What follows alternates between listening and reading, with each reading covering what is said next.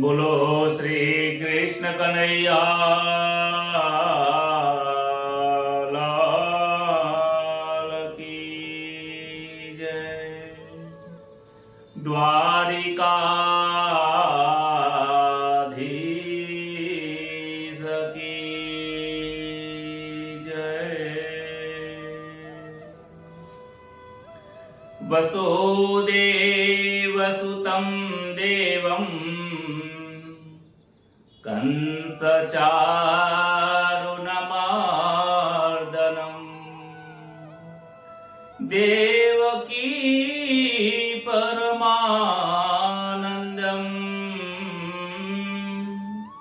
કૃષ્ણ વંદે જગદ્ગુરુમ કૃષ્ણ વંદે જગદ્ગુરુમ. હેજી પ્રથમ નમો ગુરુદેવને, હેજી લરી લરી લાગુ પાય, માત પિતાને વંદન કરું, રાખો શરણની વાય. મંગલ દિવસ યાજનો મંગલ સર્વનું થાય, દાસ જયસના માનજો, વંદન લાખ કરોડ દાસ જયસના માનજો, સૌ સંતો હરિભક્તોને રામ રામ. શ્રી પરમાત્મને નમઃ. શ્રી ગણેશાય નમઃ. પરમ પવિત્ર શ્રીમદ ભગવદ ગીતા એ ભગવદ ગીતા ફક્ત માત્ર ને માત્ર ધર્મનો ગ્રંથ જ નથી, પરંતુ આજના દરેક મનુષ્યને વ્યવહારિક જ્ઞાન પણ ખૂબ સરળ ભાષામાં આપે છે. ભગવદ ગીતામાં આધ્યાત્મિક જ્ઞાન પણ રહેલું છે અને ભગવદ ગીતામાં વ્યવહારિક જ્ઞાન પણ ઘણું બધું રહેલું છે. એક એક વ્યક્તિ માટે પોતાને જાણે કે ભગવાન ખુદ જ્ઞાન પીરસી રહ્યા હોય ને એવું આપણને અહેસાસ થાય છે. પત્નીને પણ કેવું જીવન જીવવું જોઈએ, પતિને કેવું જીવન જીવવું જોઈએ, વ્યવસાય કરવા વાળા માટે, વિદ્યાર્થીઓ માટે, પુત્ર માટે, કુટુંબ પરિવાર અને સમાજ માટે કેવું કેવું જીવન ને કેવું કર્તવ્ય કર્મ કરવું જોઈએ એ વ્યવહારિક જ્ઞાન ખૂબ સરળ આપ્યું છે. ટૂંકમાં જોવા જઈએ તો આ સમાજના, ઘરના, કુટુંબ પરિવારમાં કેવી રીતે રહેવું જોઈએ ને એવું સમતા રૂપી યોગ બતાવ્યો છે. કુટુંબની અંદર આજકાલ જોવા જઈએ તો નાના મોટા અનેક ઝઘડાઓ થતા હોય છે. દેરાની જેઠાની, સાસુ વહુની પાસે ઝઘડા થાય છે. એનું કારણ મુખ્ય શું છે? ભગવદ ગીતામાં આપેલું છે કે તમે અપેક્ષાઓ વધારે રાખો છો, માટે તમે ત્યાં દુખી થાઓ છો. તમે સમતા રાખો, ચાલશે, ભાવશે, ગમશે, આ મહારાજ છે અને મારા વ્યક્તિથી, કુટુંબ પરિવારથી કોઈ તકલીફ થઈ ગઈ હોય, કોઈ ભૂલ થઈ ગઈ હોય તો સુધારવાનો માર્ગ બતાવવો જોઈએ કે નાઈ કોઈ ઝઘડો કરવો જોઈએ. આવું સમતા રૂપી યોગ આ કુટુંબ પરિવારના લોકો માટે વ્યવહારિક જ્ઞાન આપે છે. જે લોકો નોકરી કરે છે, ધંધો કરે છે, બે પૈસા અર્થોપાર્જન કરવા માટે જાય છે, મોટો બિઝનેસ કરે છે, એ લોકો માટે પણ ખૂબ કર્તવ્ય કર્મ બતાવ્યું છે કે તમે એવું કર્મ કરો કે જે કર્મથી તમારું બંધન ન થાય. કર્મ તો કરવું જ પડશે, બે પૈસા કમાવા માટે નોકરી અને વ્યવસાય કરવો પડશે. એ વ્યવસાયમાં પણ એવો વ્યવસાય કરો, એવું કર્તવ્ય કર્મ કરો કે જેનાથી તમને બંધન ન થાય, જે કર્મનું ફળ તમારે ભોગવવું ન પડે એવું કર્મ કરો. કર્મ, દરેક કર્મ દેશ, કાળ અને પરિસ્થિતિ પ્રમાણે કેવો નિર્ણય લેવો જોઈએ એ નિર્ણય શક્તિ લેવાની જે તાકાત છે, કયા ટાઈમે કેવો નિર્ણય લેવો, એ પણ ભગવદ ગીતામાં અર્જુનને ઉપદેશ આપે છે શ્રી કૃષ્ણ. એટલું જ નહીં, પરંતુ વિદ્યાર્થીઓ માટે પણ આજે ભગવદ ગીતા મહાન ઉપદેશકારક બની ગયું છે.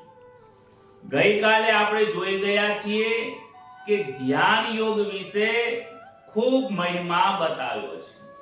છઠ્ઠા અધ્યાયની અંદર ધ્યાન કેવી રીતે કરી શકાય, મનને એકાગ્રતા કેવી રીતે કરી શકાય, એ સ્પેશિયલ વિદ્યાર્થીઓ માટેનો આ યોગ છે. વિદ્યાર્થી અભ્યાસના દરમિયાન જ્યારે પણ અભ્યાસ કરવા 5-6 વર્ષથી બેસે છે અને 20, 21, 22 વર્ષ સુધી, 25 વર્ષ સુધી અભ્યાસનો જે સમય છે, એ સમય દરમિયાન બ્રહ્મચર્યાશ્રમનું પાલન કરવું જોઈએ. મન ઉપર સંયમ રાખવો જોઈએ, આંખ અને આ ઇન્દ્રિયો પર સંયમ રાખવો જોઈએ. ત્યારબાદ ધ્યાનની પણ અવસ્થા બતાવી છે કે તમે દરરોજ અડધો કલાક ધ્યાન કરો, ઈશ્વરમાં મન લગાવો. જ્યારે તમારું મન લગાવશો તો ઈશ્વરમાં તમારું મન સ્થિર થશે, અને મન સ્થિર થવાથી મન તમારા કાબૂમાં થશે.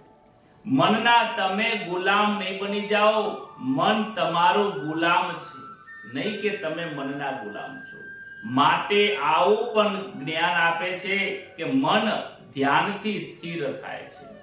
ધ્યાન કરવાથી મન આત્માને પ્રાપ્ત થાય છે, એકાગ્રતા વધી જાય છે, અને એકાગ્રતા માટે વિદ્યાર્થીઓએ ખૂબ પ્રયત્ન આ ધ્યાન યોગ દ્વારા કરવો જોઈએ. ભગવદ ગીતાની અંદર અનેક પ્રકારનું જ્ઞાન દરેક લોકો માટે, દરેક પરિસ્થિતિમાં, દરેક દેશ, કાલ, વર્ણ, વ્યવસ્થા, સંપ્રદાય, દરેક લોકો માટે સમાન આપ્યું છે. એવો કોઈ પણ જીવનમાં પ્રશ્ન નથી જે પ્રશ્નનો જવાબ, એનો ઉપદેશ ભગવાન શ્રી કૃષ્ણએ અર્જુનને ન આપ્યો હોય, પરંતુ ખોળવું પડે, મહેનત કરવી પડે. જ્યારે તમે એમાંથી શોધશો તો દરેક એક શ્લોકમાંથી એક વસ્તુ આપણને અમૃત સમાન, અમૃતના બીજ રૂપી આપણને પ્રાપ્ત થાય છે. ભગવદ ગીતાનો એક શ્લોક પણ, એક શ્લોકનો પણ એક અડધો શ્લોક, એનું પણ અડધું ચરણ પણ જો આપણા હૃદયમાં સ્પર્શી જાય અને એવો વ્યવહાર જો થઈ જાય ને, તો જીવન સરળતાથી આ નૌકા પાર કરી શકાય છે.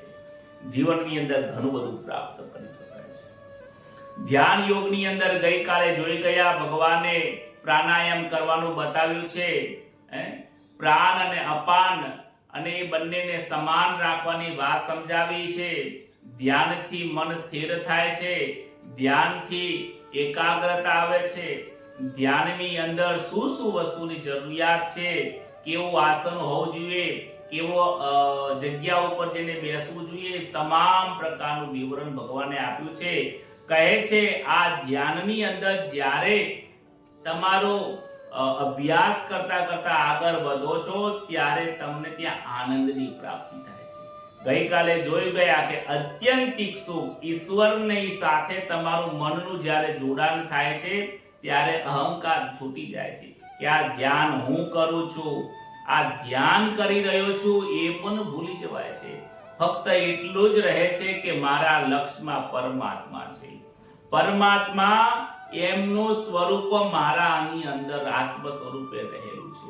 મારો આત્મા એ પરમાત્માનો અંશ છે.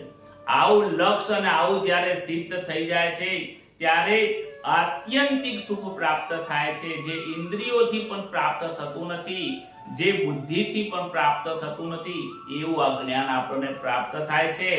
આગળના શ્લોકમાં ધ્યાન વિશે મહિમા કરતા કરતા ભગવાન ઉપદેશ આપે છે. 24મા શ્લોકમાં કહે છે, સંકલ્પ પ્રભવાન કામામ ત્યક્ત્વા સર્વાન શેષતઃ મનસેવેન્દ્રિયગ્રામં વિનિયમ્ય સમંતતઃ.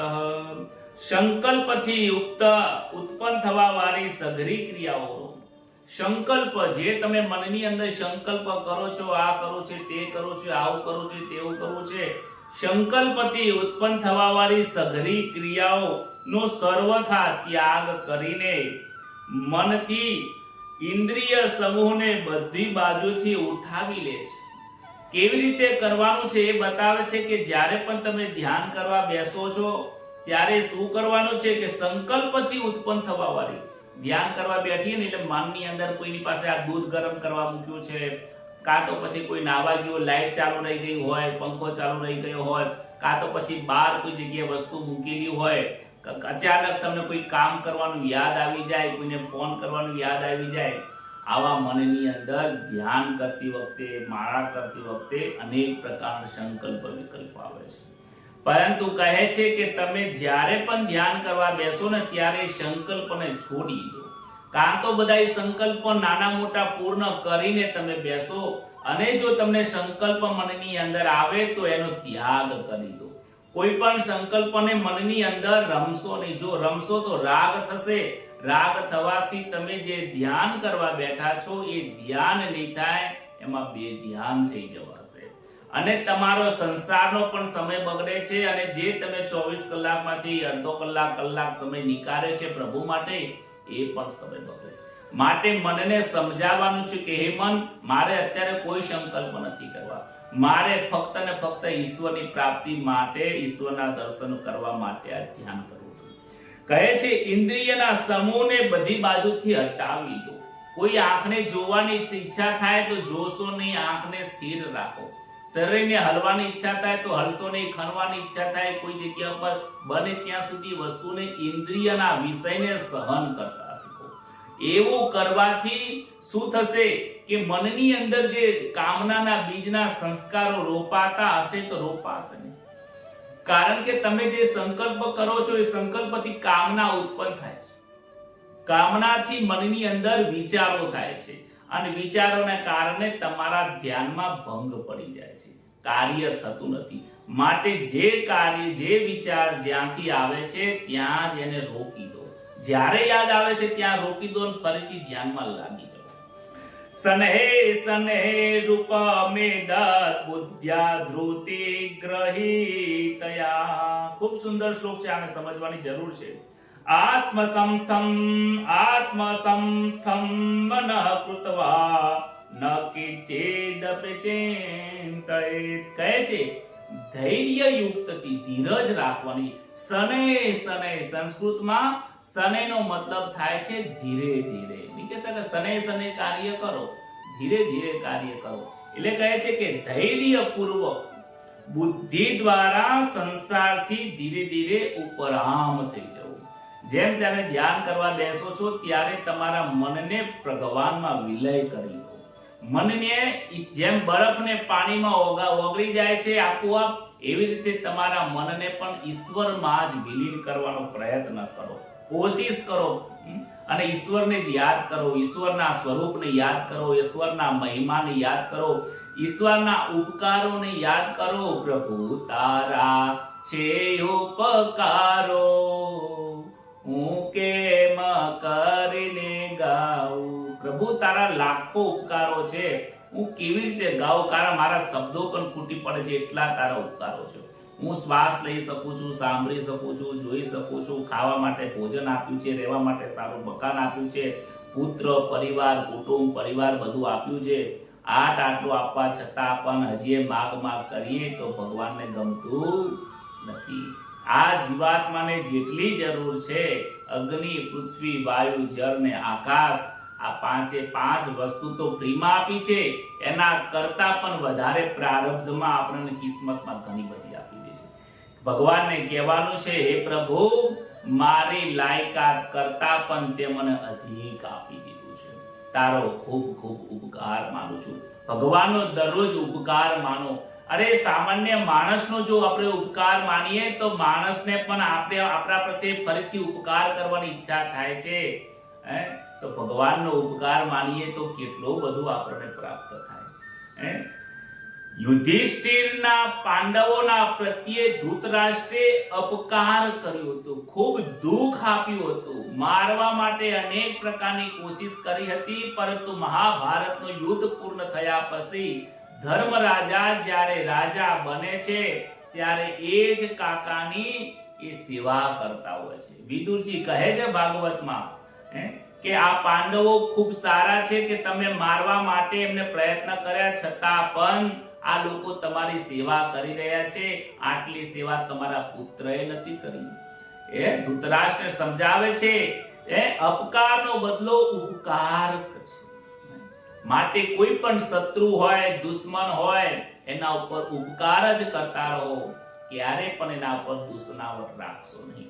કહે છે ધીરજથી ધીમે ધીમે તમે સંસારથી ઉપરામ થવાનો વિચાર કરો અને પરમાત્મામાં મન સમ્યક રીતે સ્થાપન કરો. સમ્યક શબ્દ વાપરે. સમ્યક એટલે સારી રીતે, યોગ્ય રીતે મનને ભગવાનમાં સ્થિર કરો, જેમાં તમારી શ્રદ્ધા છે, અને ત્યાં કાંઈ પણ ચિંતન ન કરો. પરમાત્માના ચિંતન સિવાય બીજું ચિંતન કરવાની ના પાડે છે. જો ધ્યાન કરતા કરતા, ભગવાનની પૂજા કરતા કરતા, માળા કરતા કરતા જો તમારું ચિંતન સંસારમાં થશે તો તમારો ત્યાં ધ્યાનની અંદર સંસાર આવી જશે. ભલે બેઠા છો મંદિરમાં, બેઠા છો માળા કરવા, બેઠા છો તમે સંધ્યા પૂજા કરવા માટે, તમારે નિત્ય કર્મ કરવા માટે, કે કોઈ પાઠ તમે વાંચી રહ્યા છો, પણ મન તમારું બીજે જતું રહે છે, તો સમજી લો તમે ત્યાં પૂજામાં નથી બેઠા, ધ્યાનમાં નથી બેઠા.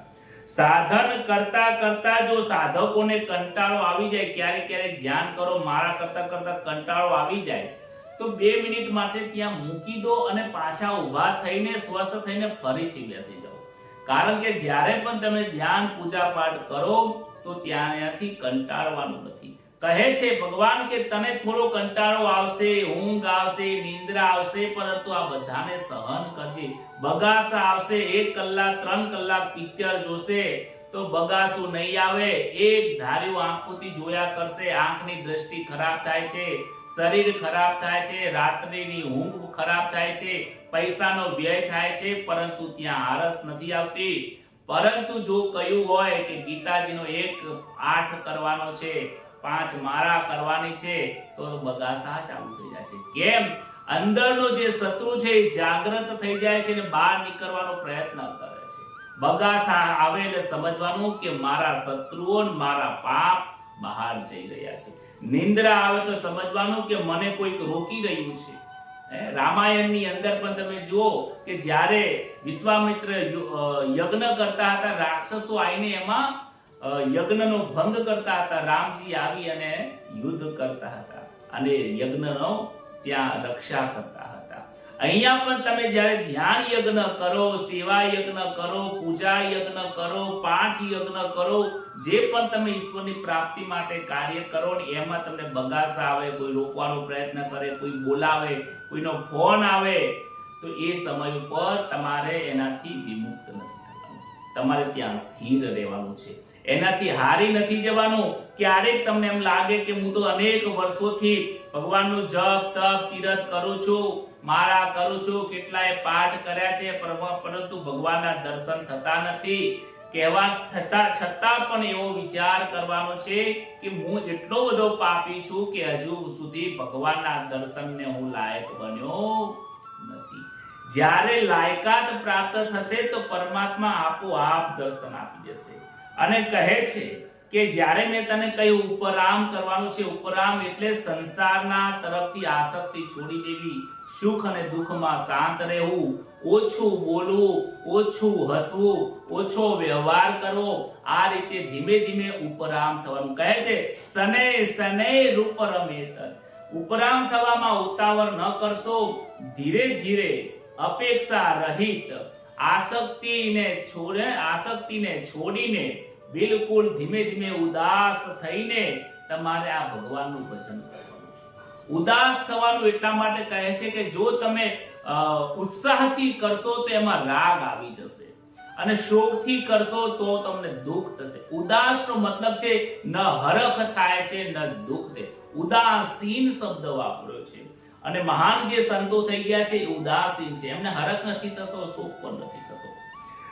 પરમાત્મા તત્વને મનથી કબજામાં કરવા માટે પ્રયત્ન તો કરવાનો, પરંતુ મનથી થવાનું નથી, મનને વિલીન કરવાનું છે. જે મન વિચારો કરે છે ને પરમાત્માથી વિમુખ લઈ જવા માટે, એ મનને જ પરમાત્માના હરિના રસમાં એને ડબોળી દેવાનો છે. જે તમને ખરાબ માર્ગે લઈ જાય છે એને જ સારી જગ્યામાં જ મોકલી દઈએ, એને સફેદ કલર જ મારી દઈએ. ઈશ્વરના રંગની અંદર, હરિના રંગમાં એટલો ડબોડી દઈએ ને કે પછી બીજા સંસારના જેવા ખરાબ અશુભ રસની અંદર જાય જ નહીં, ભોગના રસમાં જાય જ નહીં. એટલો બધો ડબોળવાનો ખૂબ જરૂર છે. મનને જેટલું ઈશ્વરના ભજનમાં, ઈશ્વરના ગુણોમાં, ઈશ્વરના મહિમામાં જેટલું તમે એમાં તમે કામ આપશો એટલું જ મન ત્યાં કાર્ય કરશે. મારો આ ખુદનો પણ અનુભવ છે. જ્યારે કથા કરો એટલે મનને એક કામ આપી દો છે કે આપણે ભાઈ આ ઓનલાઈન કથા કરવાની છે. કથા કરવાથી મને ફાયદો એટલો મોટો થાય છે કે હું 8 થી 9 કલાક સુધી ભગવાનના ચિંતનમાં, મનનમાં જ રહું છું. જ્યાં પણ જાઓ, બેસતો હોઉં, ઊંઘ્યો હોઉં, રાત્રે કથા પૂર્ણ થઈ જાય પછી આવતીકાલે શું બોલીશું, કેવું કરીશું, કયા ગુણગાન ગાશું, કયા વિષય ઉપર બોલીશું, કયા વિષય ઉપર કેવું બોલી શકાય છે, આના ઉપર, ભગવાનના મહિમા ઉપર જ વારંવાર ચિંતન બને. મોટો ફાયદો એ છે કે 8 થી 9 કલાક સુધી મારો આની અંદર સમય વ્યતીત થાય. જ્યારે કથા નથી થતી તો નિત્ય જે કર્મ હોય છે આપણું કલાક, 2 કલાક, 4 કલાક એટલું જ થતું હોય છે. પછી બીજો વ્યવહારમાં લાગી જઈએ છીએ. તો મનને કામ આપો. મનને જેટલું તમે કામ આપશો ને, મન નવરું નહીં બેસી રહે. તમે જુઓ, મન કેવું છે ને, વાંદરા જેવું છે, નવરું બેસશે ને. એને તમે કાર્ય, નાનું છોકરું હોય ને, રમકડા આપો ને રમવાનું ચાલુ કરે. જો તમે રમકડા નહીં આપો ને તો આડા આવડું કોઈ માટલી ફોડી નાખશે, કોઈ પાણી ઢોળી દેશે, કોઈ દૂધની તપેલી ઢોળી દેશે. પરંતુ એને તમે એક રમકડું આપી દો, બેઠો બેઠો રમ્યા કરશે, કાર્ય આપી દો. વાંદરાને પણ જો ખાવાનું આપી દો, બેઠો બેઠો જમ્યા જ કરશે, પછી કુદાકુદ નહીં કરે. એવી રીતે મનને તમે સારું કાર્ય આપશો તો મન એ માર્ગે ચાલ્યા જ કરશે. મન નથી કહેતો કે તું મને ખરાબ આપ અને મને સારું આપ. એને કાર્ય જોવે છે. કંઈ પણ જોઈને પણ કાર્ય લઈ શકે, સાંભળીને પણ કાર્ય લઈ લે, કોઈને અડવાથી એ કાર્ય લઈ લે. મન જ્યાં એને અનુભવ થાય એ જગ્યા ઉપર જતું રહે છે. માટે કહે છે કે મનને તું પરમાત્માની અંદર વિલીન કરી દે, ધીમે ધીમે કરી દે. અને એવું કરવાથી તને આનંદ થશે. કેવો આનંદ થશે?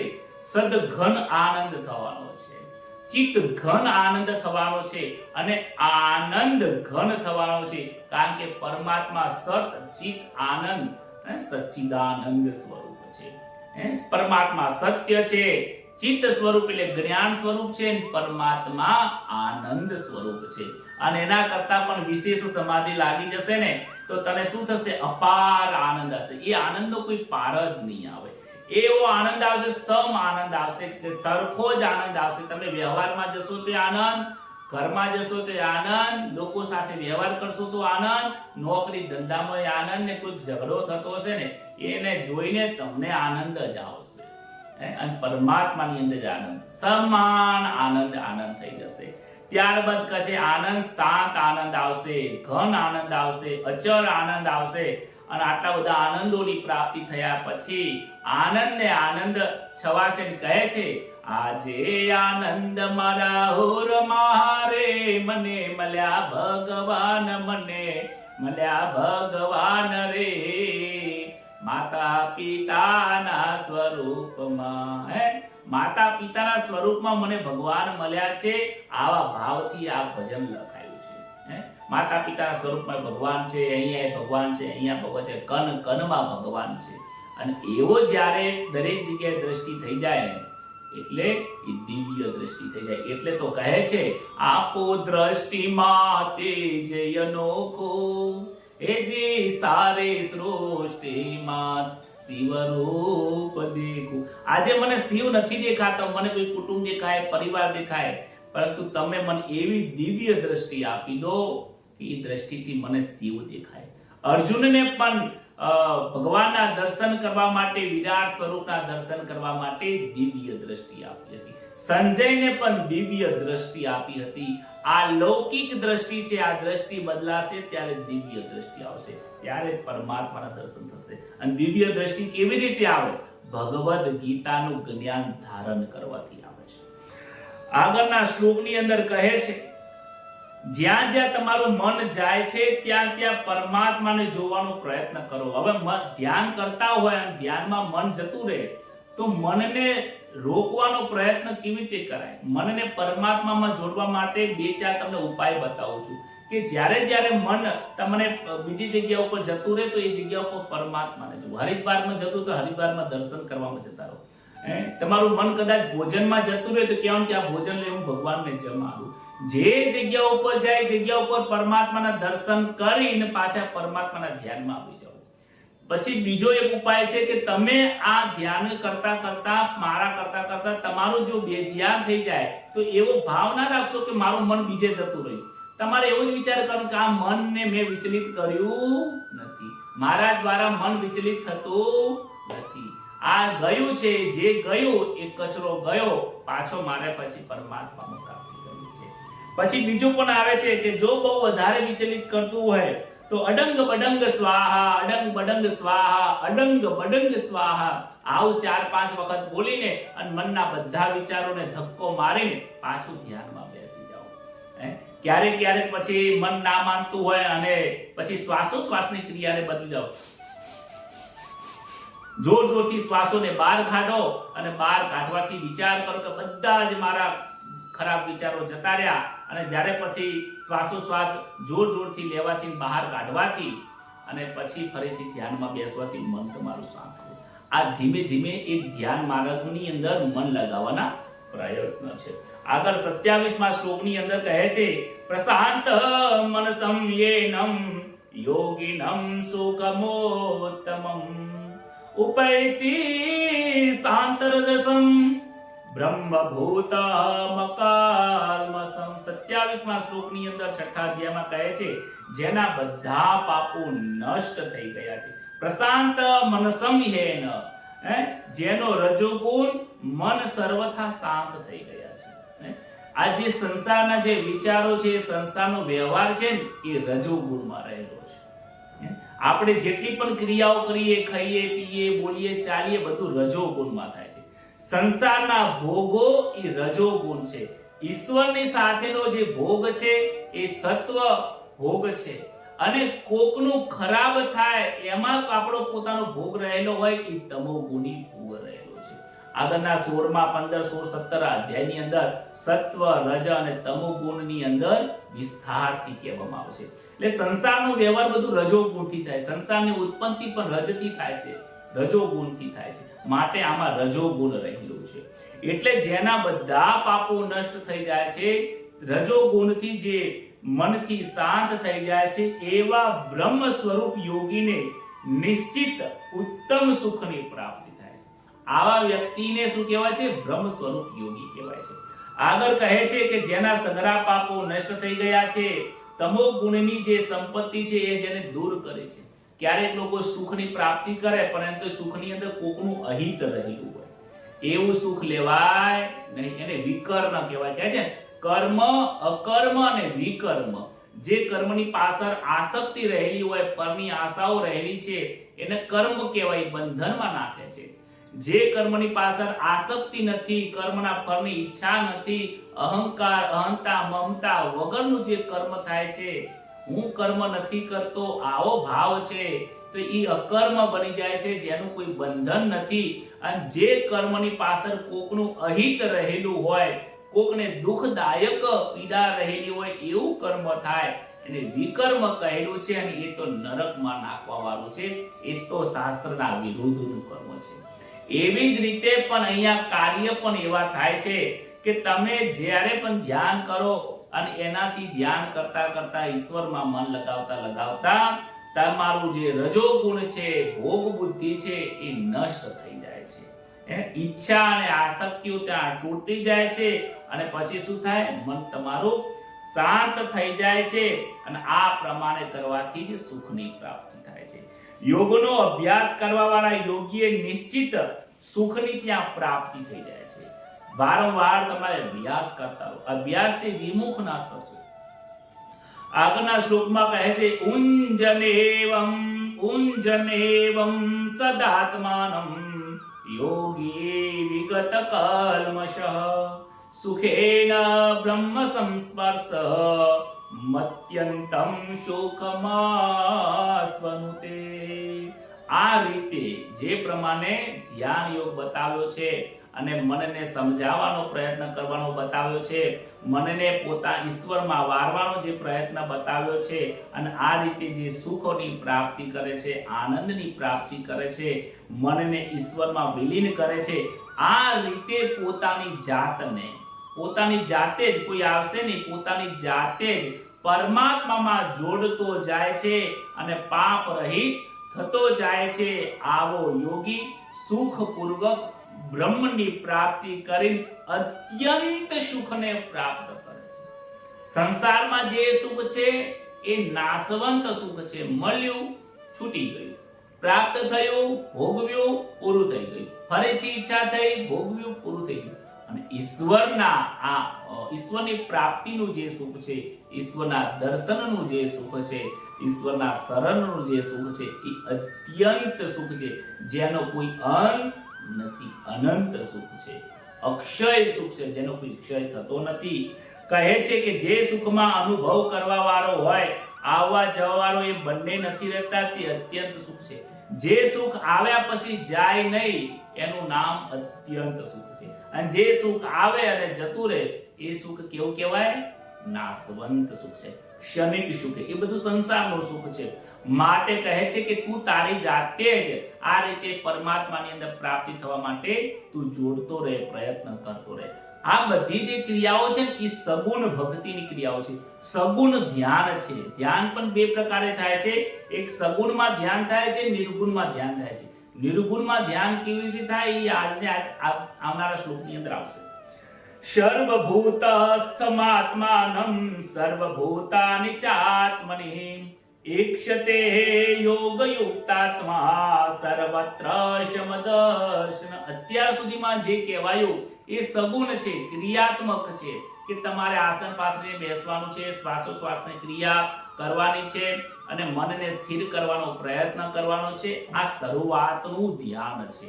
ધ્યાનમાં ધ્યાન રાખવાનું છે કે મારે પરમાત્માને મળવાનું છે. ધ્યાનમાં બે ધ્યાન નથી થઈ જવાનું કે મારે સંસારમાં જવું છે. કલાક બેસીએ તો ધ્યાન વ્યવસ્થિત કરીએ, કલાક પૂજા કરીએ તો વ્યવસ્થિત પૂજા કરીએ. આનાથી આપણને સુખની પ્રાપ્તિ થાય. આ જે ધ્યાનનું જે અત્યાર સુધીમાં પ્રકરણ આવ્યું 28મા શ્લોક સુધી, એ સગુણ છે, ક્રિયાત્મક કહ્યું છે. અને હવે જે કહે છે એ ક્રિયા વગર પણ ધ્યાન થઈ શકે છે. તમે પરોઠી વાળી ન બેસો ને તોય ધ્યાન થઈ શકે છે. કેવી રીતે થાય છે એ આપણા આ શ્લોકની અંદર 29ના શ્લોકના અર્થમાં જોઈએ કે બધી જગ્યાએ પોતાના સ્વરૂપને દેખવા વાળો, દરેક જગ્યાએ સંસારમાં એક પણ પદાર્થ એવો નથી કે જ્યાં પરમાત્મા નથી રહેલા. એક એક ક્ષણમાં પરમાત્મા રહેલા છે. તો દરેક સ્વરૂપ, દરેકની અંદર, દરેક જગ્યાએ પોતાના સ્વરૂપને દેખે છે કે મારા અંતરમાં જે આત્મા છે એ તમારામાં પણ રહેલો છે. મામાં છે, પિતામાં છે, પુત્રમાં છે, પત્નીમાં છે, દરેકમાં વ્યવહાર છે. અને ધ્યાન યોગથી અંતઃકરણ વાળો યોગી પોતાના સ્વરૂપને સઘળા પ્રાણીમાં સ્થિત દેખે છે. ધ્યાન યોગથી યુક્ત અંતઃકરણ, જેના અંતઃકરણમાં ધ્યાન રહેલું છે. કયું ધ્યાન? કે હું ઈશ્વર તત્વનો અંશ છું, હું પરમાત્માનો અંશ છું, હું પરમાત્માનો દીકરો છું, અને આ બધા પણ પરમાત્માના જ બાળકો છે. અને એવી રીતે માનીને પોતાનું સ્વરૂપ પણ શું જુએ છે? બધાની અંદર જુએ છે. સઘળા પોતાનું જે સ્વરૂપ છે બધાની અંદર રહેલું છે. મારામાં જે છે એ જ તમારામાં છે, તમારામાં જે છે એ જ મારામાં. સઘળા પ્રાણીઓને પોતાના સ્વરૂપમાં દેખે છે. શું કહે છે? દરેક પ્રાણીઓને પોતાના સ્વરૂપમાં દેખે છે. એક એક પ્રાણી, ચાહે પછી પ્રાણીઓ હોય કે જીવજંતુ હોય કે નાના જીવો હોય કે પક્ષી હોય કે બ્રાહ્મણ હોય, ક્ષત્રિય, વૈશ્ય, શૂદ્ર, કોઈ પણ મનુષ્ય હોય, ઉચ્ચ નીચ કોઈ પણ વ્યક્તિ કેમ ના હોય, કોઈ પણ પ્રાણી કેમ, સંસારના દરેક પ્રાણીઓની અંદર, દરેક જીવાત્માની અંદર પોતાનું સ્વસ્વરૂપના જે દર્શન કરે છે એ ઉત્તમ ધ્યાન કહ્યું છે. આગળ કહે છે સર્વભૂતાનિ ચાત્મનિ. શું કહે છે? સઘળા પ્રાણીઓની અંદર પોતાને અંતર્ગત દેખે છે. આ જે દેખાય છે બધું મારા અંદર રહેલું છે. સર્વભૂતમ સ્થાત્માનમ સર્વભૂતાનિ ચાત્મનિ.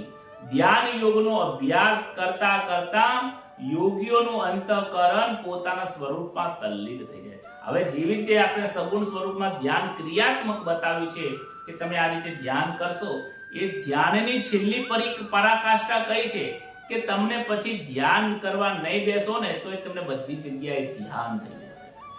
બધી જગ્યાએ ધ્યાન રહેશે. ભાઈ નોકરી કરવા જશો તો ધ્યાન થશે, ધંધામાં ધ્યાન થશે, નોકરીમાં ધ્યાન થશે, વ્યવહારમાં, સામાજિક પ્રસંગોમાં ધ્યાન થશે, બધી જગ્યાએ થઈ જશે. પ્રાણીઓમાં તો પોતાને સ્થિત બતાવે છે. દરેક પ્રાણીઓમાં પોતાનો અંશ રહેલો છે એવું બતાવે છે. આગળના શ્લોકમાં કહે છે યોમામ પશ્યન્તિ સર્વત્ર સર્વમ ચ મહિપાસ્યતિ. ખૂબ સુંદર શ્લોકની છે. આ શ્લોકને બહુ સમજવા જેવો છે. તસ્યાહમ ન પ્રણશ્યામિ સચ મે ન પ્રણશ્યતિ. શું કહે છે? જે બધામાં મને દેખે છે અને બધાને મારામાં દેખે છે તેને માટે હું અદ્રશ્ય પણ નથી અને તેને માટે હું અદ્રશ્ય થઈ શકતો પણ નથી, હું થતો પણ નથી. જે વ્યક્તિને મારું સ્વરૂપ જે વ્યક્તિ બધામાં જોવે છે અને બધાનું સ્વરૂપ જેને પોતાની અંદર જોવે છે, હું તમારામાં છું, તમે મારામાં જ છો, આવું જે વિચાર કરે છે, આવું જેનું ધ્યાન થયેલું છે ને, એનાથી હું અદ્રશ્ય નથી.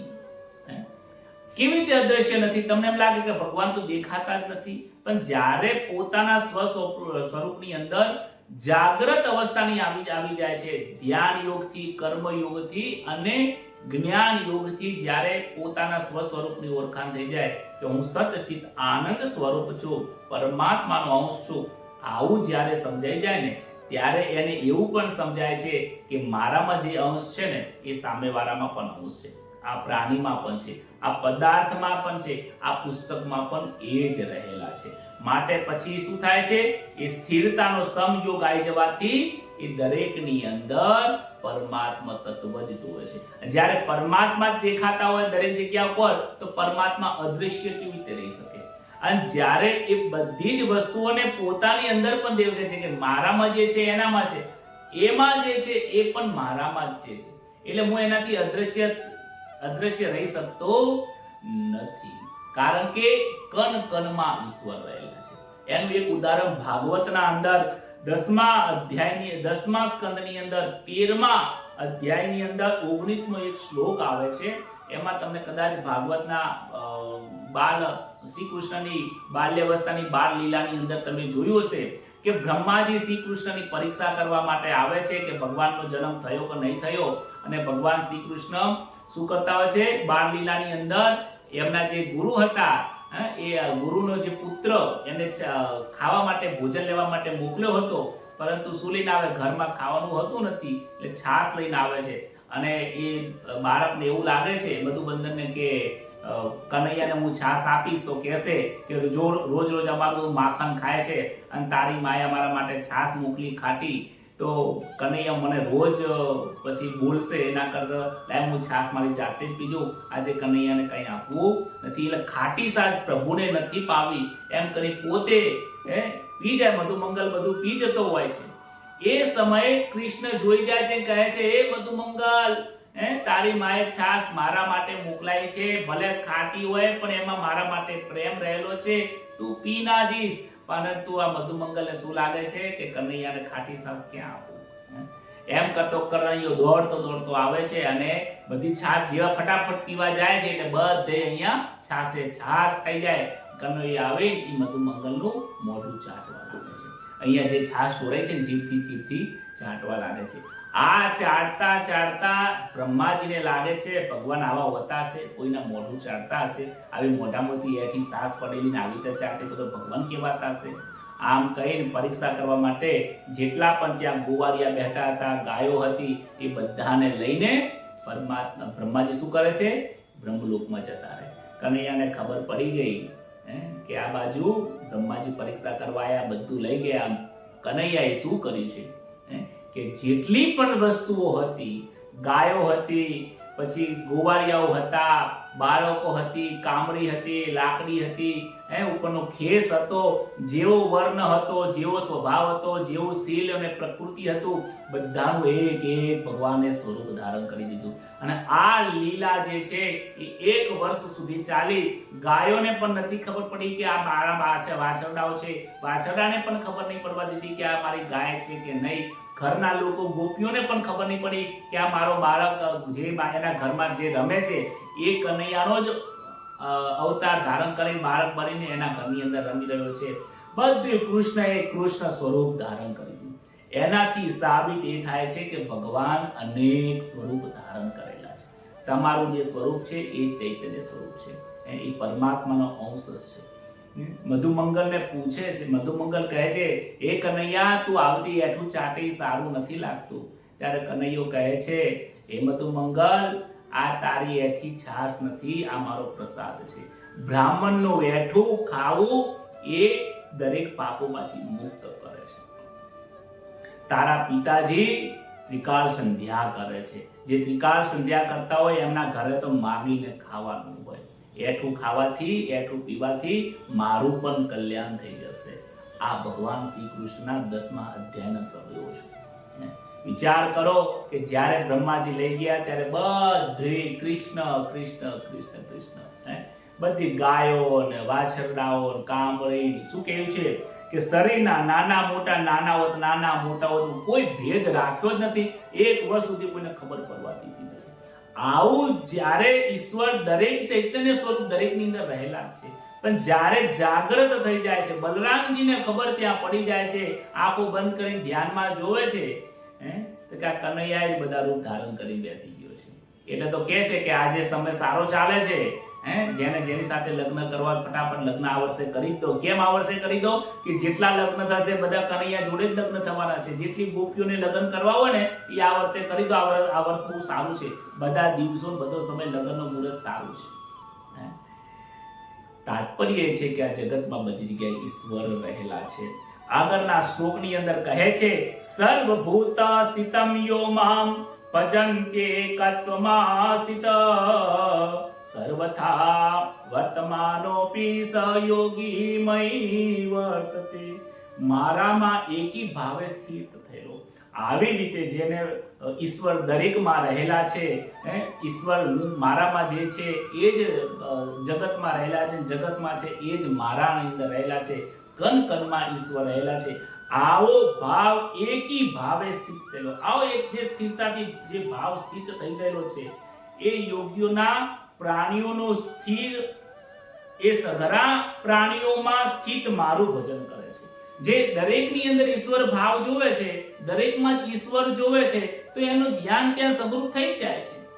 પછી એને યાદ રાખવાની જરૂર નથી પડતી. કોઈની સાથે વ્યવહાર કરે તો આ ભગવાનનું સ્વરૂપ છે, એની સાથે વ્યવહાર કરે તો ભગવાન વિચારીને જો વ્યવહાર કરે તો એને કોઈ પ્રકારનું દુઃખ થતું જ નથી. એને ભગવાનના સાક્ષાત ત્યાં દર્શન થઈ જતા હોય છે.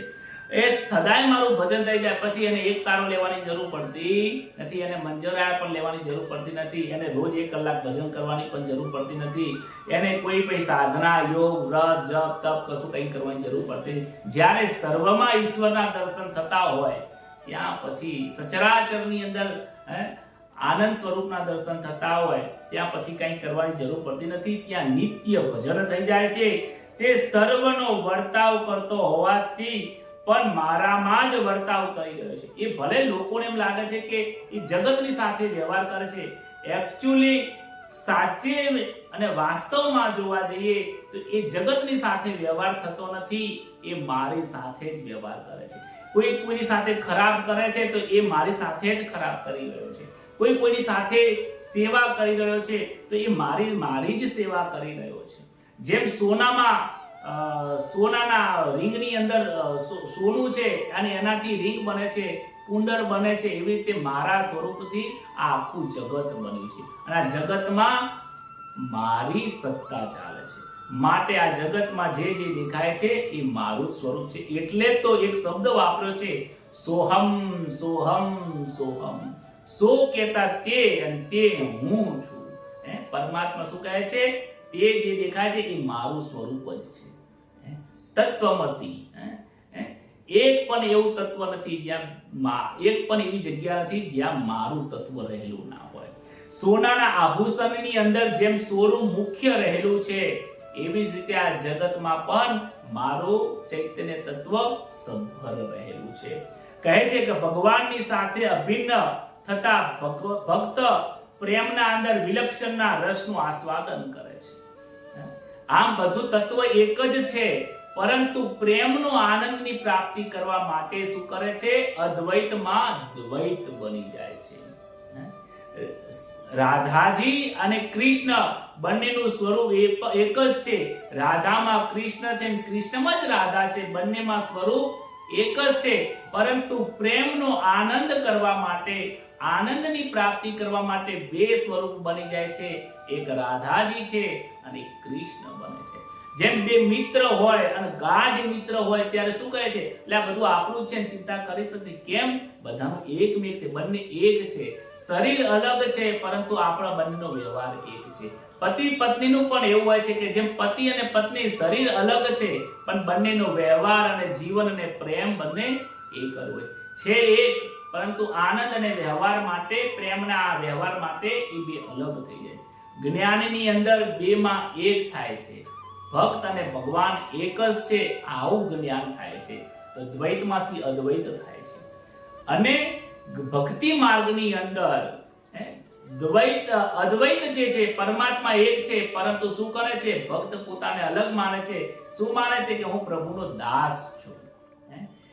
કેમ દાસ બને છે? કારણ કે હું દાસ બનીશ તો જ ભગવાનની સેવા કરી છે. મને જે પ્રભુની પ્રેમ કરવામાં, ભગવાનની આનંદ કરવામાં, ભગવાનના દર્શન કરવામાં જે સુખની પ્રાપ્તિ થાય છે, એ ભગવાન બનવામાં મને આનંદની પ્રાપ્તિ થતી નથી. એટલે ત્યાં ભક્તિ માર્ગની અંદર ભક્ત શું બની જાય છે? ભક્ત અને ભગવાન બે અલગ અલગ બની જાય છે, અને બંને જેના પ્રેમનું સ્વરૂપનું સંપાદન કરતા હોય છે. કહે છે આ રીતે એકમેક થઈ જવાથી કોઈ કોઈનાથી અદ્રશ્ય રહી શકતા નથી. બંને એક જ થાય છે. આત્મૌપમ્યેન સર્વત્ર સમમ પશ્યન્તિ અર્જુન સુખમ વા યદિ વા દુઃખમ સ યોગી પરમો મતઃ. હે અર્જુન, જે ધ્યાન યુક્ત મહાપુરુષ પોતાના શરીરની ઉપમાથી બધી જગ્યાએ પોતાને સમાન દેખે છે અને સુખ દુઃખને પણ સમાન દેખે છે, તે પરમ યોગી, એને પરમ યોગી માનવામાં આવે છે. શું કહે છે? એને પરમ યોગી કહે છે.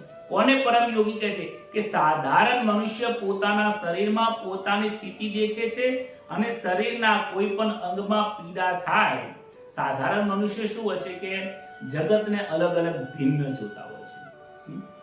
મનુષ્ય જેમ પોતાના શરીરને તમે જુઓ કે હાથ, આ બંને હાથમાં કોઈ ભેદ દેખાતો નથી. હાથ, પગ, આંખ, કાન, ઉપસ્થ, પેટ, નાક, જે પણ શરીરના અંગ છે એમાં આપણો બધાનો ભાવ કેવો હોય છે? સમાન ભાવ હોય છે. આ હાથમાં વાગે તો વધારે દુઃખ થાય, આ હાથમાં વાગે બધું ના થાય, એવું બને ના. દરેકમાં ભાવ સમાન હોય છે. દરેકમાં ભાવ સમાન હોવા છતાં પણ એમાં ભેદ રહેલો છે. આ હાથને અડી જાય તો આપણે એને હાથ ધોતા નથી, પરંતુ આ હાથ જ્યારે મળમૂત્ર ત્યાગ કરવાની જગ્યાએ કોઈ સ્પર્શ થઈ જાય કે ખરાબ રીતે સ્પર્શ થઈ જાય કે પગને સ્પર્શ થઈ જાય તો શું કરવું પડે છે? આ હાથને ધોવા પડે છે. તો એના માટે ભેદ રહેલો છે કે એ જગ્યાને સ્પર્શ થવાથી, અશુદ્ધિ થવાથી પવિત્રતા રાખવા માટે ભાવના કારણે એને હાથને શુદ્ધિકરણ કરવામાં. હાથને અહીંયા સ્પર્શ થાય તો આપણે હાથ નથી ધોતા, પરંતુ હાથને માથામાં હાથ ખાસ કરીએ છીએ તો હાથ ધોઈએ છીએ. તો શું રહેલું છે? ભાવ સમાન છે, કોઈમાં પણ અભાવ રહેલો નથી. ભાવ સરખો છે, પરંતુ ભેદ રહેલો છે. પોતાનું છે છતાં પણ ભેદ રહેલો છે. કેમ? પવિત્રતા માટે થઈ. પવિત્રતા એ ધર્મનો એક પાયો છે, લક્ષણ છે. માટે આ સમગ્ર વ્યવહાર જગતની અંદર યોગી પુરુષ જે છે, ભક્તો છે, અને જે સિદ્ધ પુરુષ ધ્યાન કરવા વાળા જે લોકો છે, ઈશ્વરનું ભજન કરવા વાળા જે લોકો છે, એ દરેકની અંદર સમાન ભાવ રાખે છે. શું કહે છે?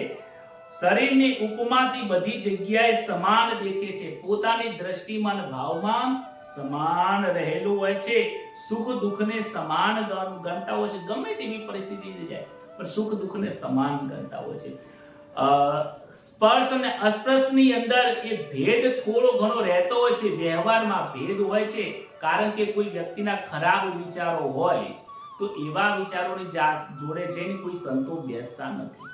કોઈ દુર્જન હોય તો દુર્જનની સાથે ભેદ રાખતા હોય છે. દ્રષ્ટિમાં ભેદ નથી હોતો, ભાવ તો એની અંદર ભગવાન છે જ એવો જ રાખે છે, પરંતુ એની સાથે જોડે બેસીને વ્યવહાર નથી કરતા. કેમ નથી કરતા? કારણ કે જો એની સાથે વ્યવહાર જો કરવામાં આવે તો શું થાય? એના વિચારો આપણા વિચારોમાં આવી જતા હોય છે. આપણા વિચારો એના વિચારમાં તો જાય નાય જાય, કારણ કે દુર્જનને સતનો સંગ જલ્દી નથી લાગતો, પરંતુ સતને દુર્જનનો કદાચ સંગ જલ્દીથી લાગી જ પણ જાય. સજ્જનને દુર્જનતા એટલી બધી હોય છે કે એને સંગ લાગી જાય, એ મૂકીને જ જાય, આપણા અંદર નાખીને જ જાય. તમે જોજો ખરાબ રસ્તે લઈ જવા વાળા લોકો ઘણા હશે, એની તાકાત ખૂબ હશે. સમાજની અંદર પણ ઘણા લોકો એવા છે. ટીવી ને સિરિયલમાં શું છે? સમાજને ગેરમાર્ગે જ દોરવાનો રસ્તો કરી દે છે. કોણ બતાવે છે કે મા બાપની સેવા કરો? કોણ કહે છે ઈશ્વરની સેવા કરો? કોણ કહે છે કે તમારા લક્ષ્યની તરફ આગળ વધો? બસ એક જ બતાવે છે, સાસુ વહુના ઝઘડા બતાવે, કુટુંબની અંદર પૈસા કેવી રીતે ભેગા કરવાના, આવું બતાવીને ઠઠ્ઠા મસ્કરી એકબીજાની મજાક મસ્તી કરીને લોકોને આનંદ કરતા હોય છે, પરંતુ એ આનંદ નથી. જગત છે આ જે ટીવી સિરિયલો આ બધું જે વસ્તુ છે શું કરે છે? વ્યક્તિને ગેરમાર્ગે દોરવાનો રસ્તો કરી દે છે. એમનું કામ થઈ જાય છે, તમે જુઓ છો એમને પૈસા મળી જાય છે, એ પૈસા કમાવા માટે જ બધું કરે છે, એટલે તો મસાલા ખાવાની એડ પણ કરી જાય. વિચાર કરો ને, જે ખાવાથી મનુષ્યના કેન્સર જેવા રોગ થાય, મોટા મોટા લોકો એની એડ કરવા માટે નીકળી પડ્યા છે. આ દુર્જનતા નથી તો બીજું શું છે? એટલે કહેવાય છે કે સંસારની અંદર દુર્જનતા એટલી બધી હશે કે તમે સારા વ્યક્તિ એક બે લોકોને ઉપર તો એનો પ્રભાવ પાડીને જતા રહેશે. માટે શું કરવાનું છે? એનામાં ભેદ રાખવાનો છે, એનાથી દૂર રહેવાનું છે. એની પ્રત્યે ઉપેક્ષા, મતલબ એની મિત્રતા પણ નથી રાખવાની, એની શત્રુતા પણ નથી રાખવાની. શત્રુતા રાખશો તો તમારા ઉપર વધારે હાવી થઈ જશે, મિત્રતા રાખશો તો એનો તમને સંગ લાગી જશે. ન મિત્ર ન શત્રુ, સમ રાખવાનું છે. એટલા માટે ત્યાં ભેદની જરૂર છે. ત્યાં ખરાબ જગ્યા હોય, દુર્જનતા હોય, ખોટા વિચારો હોય, જે કુમાર્ગે લઈ જતા હોય, એમાં ભેદ રાખવો પડશે. વ્યવહારમાં ભેદ રાખો, દ્રષ્ટિમાં તો સમાન જ રાખવાનું કે એમાં ભગવાન જો એનું ખરાબ થતું હોય તો આપણે એની સેવા કરવા માટે જતું રહેવું જોઈએ. કોઈ દુર્જન વ્યક્તિ હોય, કોઈ નીચું કોઈ કાર્ય કરી રહ્યા હોય અને એને કોઈ સેવાની જરૂર પડે તો આપણે પહેલા ઊભા થઈને એની સેવા કરી દેવી જોઈએ, કારણ કે સેવા કરવો એ આપણો પહેલો મનુષ્યનો ધર્મ છે. માટે અહીંયા કહે છે કે દુર્જનતાથી ભેદ રાખવાની ખૂબ જરૂર છે અને સુખ દુઃખને સમાન માનવાની જરૂર છે. દ્રષ્ટિમાં ભેદ ન હોવો જોઈએ, વ્યવહારમાં થોડો ભેદની જરૂરિયાત છે, એ પણ પોતાના પવિત્રતા માટે, પોતાના કલ્યાણ માટે એ ભેદની જરૂર છે. આમ આ રીતે જે વ્યક્તિ આગળ પ્રયત્ન કરે છે, આ પ્રમાણે જે દ્રષ્ટિ રાખે છે, આ પ્રમાણે જે જીવન જીવે છે, એનો યોગ, ધ્યાન યોગ સિદ્ધ થાય છે. કહે છે સયોગી પરમો મત, એની દ્રષ્ટિમાં પરમાત્મા સિવાય કઈ રહેતું નથી, એને નિત્ય યોગ થાય છે. કહે છે કે જે આ જગતમાં નિત્ય, દરેક જગતના પદાર્થમાં, દરેક પ્રાણીઓમાં મને જે વ્યક્તિ જોવે છે એનાથી હું અદ્રશ્ય છું જ નહીં, એની સામે જ છું. જે વ્યક્તિ મને જેવા ભાવથી જોવે છે એવા ભાવથી એને હું પ્રાપ્ત થાઉં છું. કહે છે સર્વ કર્માણામ તમમર્ત્ય, તું મિત્ર ભાવથી મને જોવે છે તો હું તને મિત્ર ભાવથી તને દર્શન આપું છું. તો જે વ્યક્તિ મને શત્રુ ભાવથી ભજે છે તો શત્રુથી એની સામે પ્રત્યક્ષ હું તૈયાર થઈ જાઉં છું. કોઈ વ્યક્તિ મને પુત્ર ભાવથી જોવે છે તો એને હું પુત્ર ભાવથી હું એને દર્શન આપું છું. અને જે મને પરમાત્મા, ઈશ્વર ને પિતા અને પોતાના સ્વ સ્વરૂપના ભાવથી જોવે છે તો હું એના એ સ્વરૂપમાં એની સામે પ્રગટ થઈ જાઉં છું. માટે આ જે જ્ઞાન હતું આપણને ખૂબ જ આનંદદાયક જ્ઞાન છે અને આ જ્ઞાન સાંભળતા, ધ્યાન યોગ સાંભળતા અહીંયા અર્જુનને મનમાં શંકા જાય છે. સમતાની પ્રાપ્તિ અને ધ્યાન યોગ દ્વારા અર્જુનને ધ્યાન પ્રાપ્તિની સમતાની અંગે મનની અંદર શંકા જતી નથી, પરંતુ એને એક વિચાર આવે છે. અર્જુનને શું વિચાર આવે છે? શ્રી અર્જુન વાચ યોયમ યોગસ્ત્વયા પ્રોક્તમ સામ્યેન મધુસૂદન એતસ્યાહમ ન પશ્યામિ ચંચલતવા સ્થિરામ. શું કહે છે અર્જુન? હે મધુસૂદન, આપે જે સમતાપૂર્વક જે મને યોગ કહ્યો છે એ મનની ચંચલતાને કારણે તે યોગમાં સ્થિતિ હું જોતો નથી. તમે જે મને યોગ કહ્યો, કર્મયોગ જે મને કહ્યો ને, એ કર્મયોગ મારા હૃદયને સ્પર્શ કરે છે. કર્મયોગની અંદર હું સરળતાથી કર્મયોગ કરી શકું છું.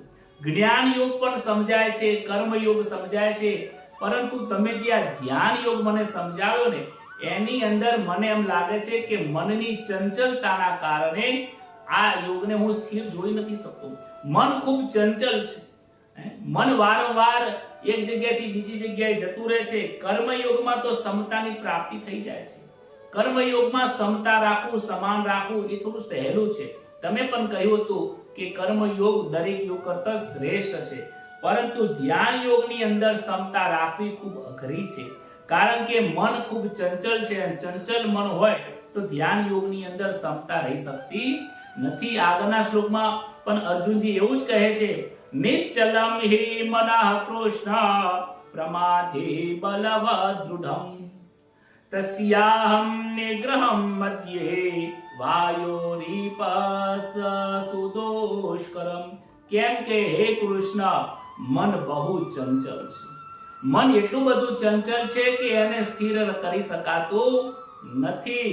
પ્રમથનશીલ છે, જિદ્દી છે, બળવાન છે. તેનો નિગ્રહ કરવો હું વાયુની માફક અત્યંત કઠિન માનું છું. અર્જુનને આ ધ્યાન યોગ કેવો લાગ્યો છે? કઠિન લાગ્યો છે. કેમ કઠિન લાગ્યો છે? કારણ કે એને ખબર છે કે આ મન મોટા મોટા યોગીઓએ પણ સ્થિર કરી શક્યા નથી. 60,000 વર્ષ સુધી તપ કર્યા પછી પણ કોઈ અપ્સરા આવી જાય તો તરત જ મન ત્યાં પટકાઈ જાય છે. કોઈ જગ્યા ઉપર ભજન કરવા ગયા હોય અને કોઈ જગ્યા 2 પૈસા ઓછા મળ્યા હોય, ઘરનું ભાડું ખર્ચીને જો ભજન કરવા જવું પડ્યું હોય તો બોલે તો નહીં, પરંતુ મનની અંદર સમજ્યા પણ કે એને વિવેક નથી. આટલું એ બોલી દે, મનની અંદર ભાવ આવી જાય કે આ ગાદી ઉપર બેસાડ્યા અને ભેટ સેવા તો કરી નહીં. અમને ભજનમાં બોલાવ્યા, સંતની અંદર સમાગમની અંદર બોલાવ્યા, પણ બધાની પૂજા કરી, સ્ટેજ ઉપર બેઠા હતા, તો અમારી તો પૂજા કરી નહીં. મન ચંચલ બની જાય છે. કેમ? થોડો અહંકાર છે કે અમે જ્ઞાની છીએ, અમે કંઈક જાણવા વાળા છીએ, હમણાં આવું આમંત્રણ આપ્યું, અમારી પણ પૂજા કરવી જોઈએ. આવો ભાવ, જ્યાં સુધી અમારી પૂજા આવો ભાવ હોય, કહેવાનો તાત્પર્ય કે એની અંદર થોડો અહંકાર આવી જાય છે. એટલે અહીંયા અર્જુનને લાગે છે કે હે કૃષ્ણ, કૃષ્ણ કહીને આત્મીયતા ભાવથી કહે છે કે તમારી વાત બધી સાચી છે. કર્મયોગને હું સરળતાથી સમજી શકું છું, અને કર્મયોગમાં આગળ વધવું એ સરળ છે કે કોઈ પણ કાર્ય કરું કે હું એમાં ફળની આશા નહીં રાખું, અહંકાર નહીં રાખું, પછી કર્મ હું કરું છું એવો ભાવ નહીં રાખું. આ બધું જ કર્મ ઈશ્વર હું તમને જ હું અર્પણ કરી દઈશ. મને જેવું પણ સુખ દુઃખ પ્રાપ્ત થશે એમાં હું નહીં હલું, સમ રાખીશ. આ બધું સુગમ છે, સરળ છે, થઈ શકે એવું છે. પરંતુ તમે જે ધ્યાન યોગ બતાવ્યો અને મનથી જે સ્થિર થવાની વાત બતાવી, આ મને થોડું અઘરું લાગે છે, કારણ કે મન ખૂબ ચંચલ છે. મન પવનના વેગ જેવું છે. પવન જેવો જતો હોય અને જેવા પવન એક જગ્યાએથી બીજી જગ્યાએ સ્પીડમાં જતો રહે, મન પણ એક જગ્યાએથી બીજી જગ્યાએ દોડતું જતું રહે, એ ખબર પડતી નથી. મન માંકડા જેવું છે. માંકડું હોય, વાંદરો હોય ને, એક જગ્યાએથી બીજા જેમ કુદાકુદ કરે છે. મન આ જગ્યા ઉપર બેઠો, અહીંના વિચાર કર્યા, પૂરું કર્યું, ન કર્યું, તરત જ બીજા વિચારો, પછી ત્રીજા વિચારો, નોકરીમાં જશે, ધંધામાં જશે, કુટુંબના પરિવારમાં 1 મિનિટમાં તો કેટલાય કુદા મન કરી નાખે છે. આ મનને સ્થિર કરવું મારા માટે થોડું અઘરું લાગે છે. આ મન મને શિયાળ જેવું લુચ્ચું પણ લાગે છે. ગમે તેવું હોય, આખો દિવસનો થાકેલો પાકેલો હોય, પણ ક્યાંક જો 2 પૈસા મળતા હોય, અડધી રાતે ઊભો થઈને પાછો કામ કરવા લાગી જાય. કેમ? કે મન લોભથી લલચાઈ પણ જાય છે. તો તો આ મનને હું ધ્યાન યોગમાં સ્થિર કેવી રીતે કરું? મન મને બકરી જેવું લાગે છે કે માન લો કે કદાચ કોઈ મનની ઈચ્છા થઈ અને એ ઈચ્છા મેં પૂરી કરી પણ લીધી, તો એ મન બકરી જેવું છે. વારંવાર એક વખત પૂરું ખાધા પછી ધરાતું જ નથી, ફેથી માંગે છે, બીજી વખત માંગે છે, ત્રીજી વખત. સંસારના ભોગો જેટલી વખત ભોગો કરીએ એટલી વખત વારંવાર માગ જ કરે છે. બકરી હોય એની જગ્યાએ તમે ખાવાનું મૂકો ને, ખાધા જ મૂકે. ઘઉં મૂકો તો ખાય, બાજરી મૂકો તો ખાય. અને એવું નહીં કે એ બધું ધરાઈ ગયા પછી ના પાડે પછી ના ખાય. એને આખો દિવસ તમે વસ્તુ જો મૂકીને તો એ બધું પતાઈ જ નાખે. એક બાજુ ખાવાનું ચાલુ હોય, બીજી બાજુ કાઢવાનું ચાલુ હોય. બકરી અસંતોષી હોય છે, એનું પેટ ક્યારે ભરાતું નથી. મારું મન પણ એવું છે કે એટલું અસંતોષી કે મન ભરાતું નથી. હે કૃષ્ણ, મારું મન સમુદ્રના મોજા જેવું છે. સમુદ્રના મોજા ક્યારે પણ શાંત થતા નથી. ક્યારે પણ મન જેવી રીતે સમુદ્રના મોજા ક્યારે શાંત થતા નથી, મારું મન પણ એવું ચંચળ છે કે એ ક્યારે શાંત થતું, એ સ્થિર થઈને એક જગ્યા પર બેસતું નથી. માટે હે કૃષ્ણ, મને આ યોગ અઘરો લાગે છે. અને આ જે અર્જુનનો જે પ્રશ્ન છે ખરેખર વ્યાજબી પ્રશ્ન છે. આપણે પણ આપણા અનુભવ થાય છે કે ઘણી વખત આપણે પૂજા પાઠ કરવા બેસીએ, ઘણી વખત મનને સમજાવવાનો પ્રયત્ન કરીએ કે મારે આજે ગુસ્સો નથી કરવો, ક્રોધ નથી કરવો, પણ એ 2 મિનિટ માટે તો ડાયા બની જઈએ, પણ પરિસ્થિતિ નિર્માણ થાય ત્યારે આપણે ભૂલી જઈએ છીએ. રોજ આપણને યાદ આવે કે મનને સ્થિર રાખવું છે, મનથી કોઈનું ખોટું કામ નથી કરવું, પણ જ્યારે પરિસ્થિતિ આવે ત્યારે ભૂલી જવાય છે. કેમ ભૂલી જવાય છે? એનું કારણ આવતીકાલે ભગવાન શ્રી કૃષ્ણ અર્જુનને ઉપદેશ આપશે, કહેશે કે તારી વાત સાચી છે, મન ચંચળ છે, મનને સ્થિર કરવું ખૂબ અઘરું છે, પણ એટલું પણ બધું અઘરું નથી કે જેટલું તું માની ગયો છે. ઘણા એવા સિદ્ધ પુરુષો છે કે જેને પોતાના મનને સમજાવ્યું છે, મનને સ્થિર કર્યું છે, મનને શાંત કર્યું છે. મનને એવા લોકો શાંત નથી કરી શકતા જ્યાં સુધી મનમાં સંસાર છે, ત્યાં સુધી મનમાં ઈશ્વર આવવાનો નથી. અને જેને મનમાં એક વખત ઈશ્વર આવી ગયો છે એને પછી ફરીથી સંસાર આવવાની કોઈ શક્યતા રહેતી નથી. માટે મનને તમે ઈશ્વરનું કાર્ય સોંપશો એટલે મન ઈશ્વરના કાર્યે ચાલ્યા કરશે. મનને જો સંસારનું કાર્ય તમે વધારે આપશો તો મન સંસારના કાર્યે ચાલ્યા કરશે. માટે હવે આપણે નિર્ણય કરવાનો છે કે આપણે કયા માર્ગે ઉપર જવાનું છે. આ જ વાત સાથે, આવા જ્ઞાન સાથે હું મારી વાણીને અહીંયા વિરામ આપું છું. આ જ્ઞાનને મારા હૃદયની અંદર સ્પર્શ કરીને, આનંદનો અનુભવ કરીને બોલો શ્રી કૃષ્ણ કનૈયા લાલ કી. આવો આજે ફરીથી ભગવાન શ્રી કૃષ્ણના મહામંત્રની સાથે આપણે કીર્તન કરીએ, આનંદ કરીએ અને એની અંદર ધ્યાનની અંદર મગ્ન બની જઈએ. આવો.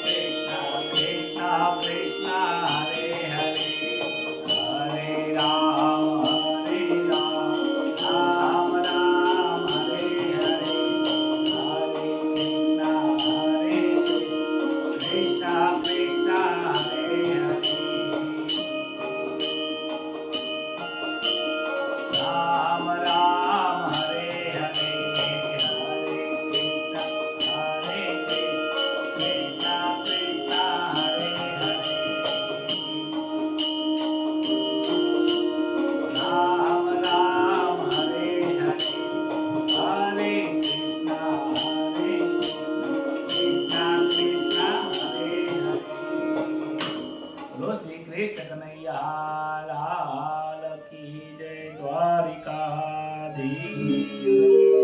નમઃ પાર્વતી પતય. હર હર મહાદેવ.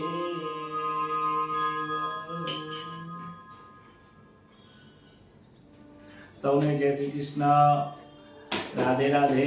ખૂબ આજની કથા કરીને પાવન થયા હોય અને મંગલ આનંદની પ્રાપ્તિ થતી હોય, અદ્ભુત સુખની પ્રાપ્તિ થતી હોય એવો અહેસાસ, એવો અનુભવ થાય છે. આપ સૌને પણ થતો હશે. અને જીવનમાં ખૂબ ખુશ રહો, પ્રગતિ કરો અને ધ્યાન, જે ક્રિયાત્મક ધ્યાન અને નિર્ગુણ સ્વરૂપની અંદર, જગતની અંદર જ્યાં જ્યાં જોવું ત્યાં ઈશ્વરને જોઈએ છીએ. આવું જ્યારે નિર્ગુણ સ્વરૂપનું ધ્યાન થઈ જાય ત્યારે પછી ક્રિયાત્મકની જરૂર પડતી નથી. જ્યારે નિષ્ક્રિયની પ્રાપ્તિ થઈ જાય તો પછી ક્રિયાની ક્યાં જરૂર રહે છે? માટે જે ધ્યાન યોગ કયો એ વિદ્યાર્થીઓ માટે મનને સ્થિર કરવા માટે, એકાગ્રતા માટે ખૂબ જરૂરી છે.